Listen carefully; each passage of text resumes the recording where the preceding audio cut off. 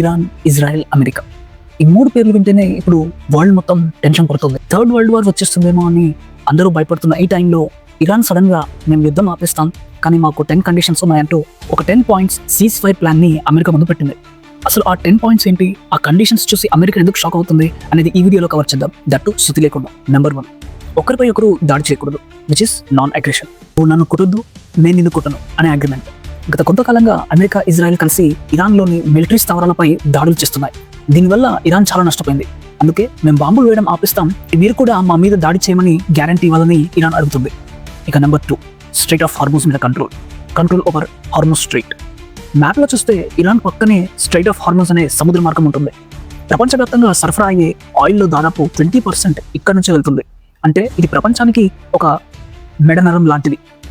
ఇక్కడ మాదే పెత్తనం ఉండాలి, వేరే దేశాల నౌకలు ఇక్కడ తిరగకూడదు అని ఇరాన్ పట్టుబడుతుంది. ఇది జరిగితే గ్లోబల్ ఆయిల్ ప్రైసెస్ ఇరాన్ చేతిలోకి వెళ్తాయి. ఇక నెంబర్ 3, యురేనియం శుద్ధి, right to enrich the uranium. అసలు గొడవ అంతా దీనివల్లే. యురేనియం ఎక్కువగా శుద్ధి చేస్తే అనుభవం తయారు చేయవచ్చు. అమెరికా ఏమో వద్దు అంటుంది, ఇరాన్ ఏమో మేము బాంబుల కోసం కాదు, కరెంట్ విచ్ ఇస్ పవర్ కోసం వాడుకుంటాం, మాకు ఆ హక్కు ఉంది అని అంటుంది.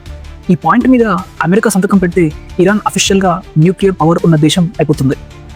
అప్పుడు ఇజ్రాయెల్కి డేంజర్ అన్నమాట.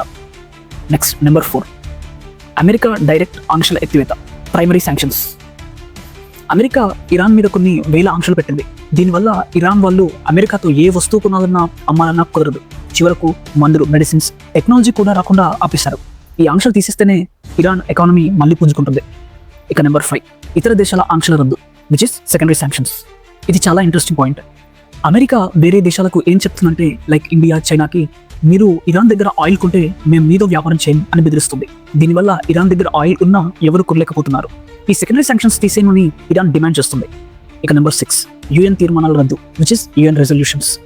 ఐక్యరాజ్య సమితిలో అంటే యునైటెడ్ నేషన్స్ ఆర్గనైజేషన్లో ఇరాన్ను ఒక ఉగ్రవాదానికి సపోర్ట్ చేసే దేశంగా చూపిస్తూ కొన్ని తీర్మానాలను పాస్ చేశారు. ఇవి ఉన్నంతకాలం ఇరాన్కి ప్రపంచ దేశాల నుంచి గౌరవం కానీ లోన్లు కానీ రావు. అందుకే ఈ పాత రికార్డులన్నీ క్లియర్ చేయాలని వాళ్ళ కోరిక. నెక్స్ట్ నెంబర్ 7, ఐఏఈఏ విచారణలు ఆపాలి, IAEA probes. International atomic energy agency, IAEA, దీని హెడ్ క్వార్టర్స్ వచ్చేసి మనకి ఆస్ట్రియా, వియన్నాలో ఉంది. వాళ్ళు ఎప్పుడూ ఇరాన్ అణు కేంద్రాల్లో తనిఖీలు చేస్తూ ఉంటారు. మీరు ఎక్కడో రహస్యంగా బాంబులు తయారు చేస్తున్నారు అని వాళ్ళు అనుకుంటారు. ఈ తనిఖీలు మాకు అవమానకరంగా ఉన్నాయి, వీటిని ఆపేయాలని ఇరాన్ అంటుంది.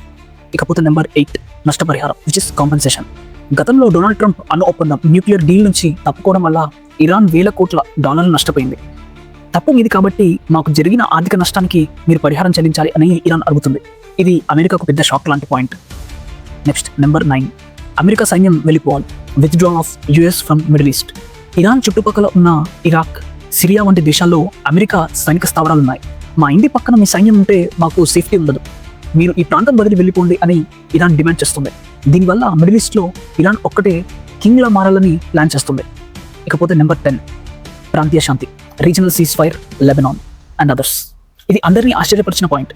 ఇరాన్ కేవలం తన కోసం మాత్రమే కాకుండా తన మిత్ర దేశాలైన లెబనాన్, హెజ్బుల్లా, యెమెన్, హౌతీలు, తర్వాత సిరియాలో కూడా యుద్ధం ఆగిపోవాలని కోరుతుంది.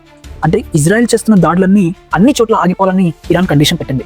మరి చూడాలి ఈ 10 కండిషన్స్లో ఎన్ని కండిషన్స్కి యూఎస్ ఓకే చెప్తుందో. ఇన్ కేస్ మీకు వీడియో నచ్చుంటే లైక్ చేయండి, మన ఛానల్కి సబ్స్క్రైబ్ చేసుకోండి, and I see you in the next video.